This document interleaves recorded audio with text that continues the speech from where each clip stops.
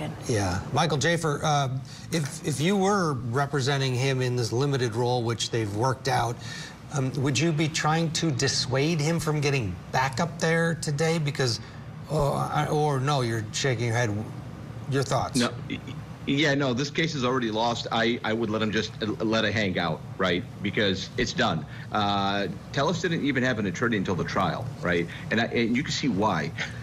His previous attorneys, we were not in the room, were probably taking advice from you earlier today. They probably had a time machine. They jumped forward, they watched this broadcast, and then they jumped back in time, and they told them what you just said, which is, dude, you got to focus on legacy at this point. Let's take a plea, let's take a deal, and then have an allocution and agree to this, because it's beyond, it's beyond reproach, right?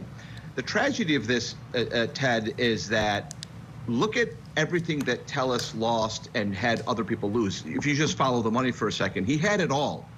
He had a family, he had kids, he was healthy, his kids were healthy, he'd passed the bar, he was a lawyer, and he was a public official. And people in my profession know, if you're a lawyer and then you become the public administrator elected, even if you lose re-election, there's any number of law firms and opportunities that'll snatch you up and pay you a bunch of money, and you'll travel the world and you live the life that only people dream of living, right?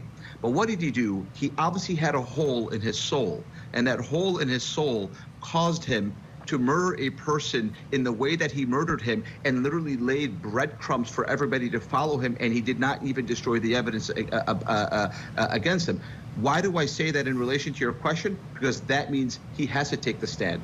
That's just the type of person, that's the avatar of a Robert Tellus. It's a person who has it all, but is committed to destroying it all. And this testimony is the final piece in him destroying everything.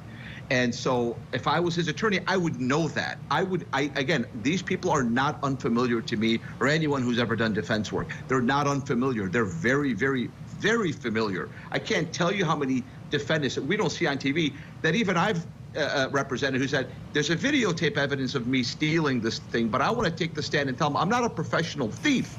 Why would they think I'm a professional thief? Well, you're not being charged with being a professional thief. You're being charged with stealing this thing. Yeah, but I'm not a professional thief. I'm going to take the stand. If you don't like it, I'll find another attorney, right? So like people like Robert Tellus always do the same thing. They have it all, but they destroy it all. So he has to just destroy it in his own way. He has to continue destroying his case and destroying his legacy. He's committed to do that. He doesn't think he's doing that, or maybe he does. But that's why I say he has to take the stand. That's why Draskevich, in that interview, before they put on their defense, he said, we were only hired for the trial, and Robert Tellus has been consistent since day one. He wants to tell his story. That was a way of Draskevich telling future clients, hey, if I defend you, I'm not going to let you embarrass yourself unless you want to embarrass yourself. I had a client who wanted to embarrass himself. I'm not going to tell you his name, but if he listened to me, he wouldn't have done that. So yeah, he has to take the stand. He's completely committed to taking the stand, and for all we know, he's going to cry on the stand, but he's got to do it.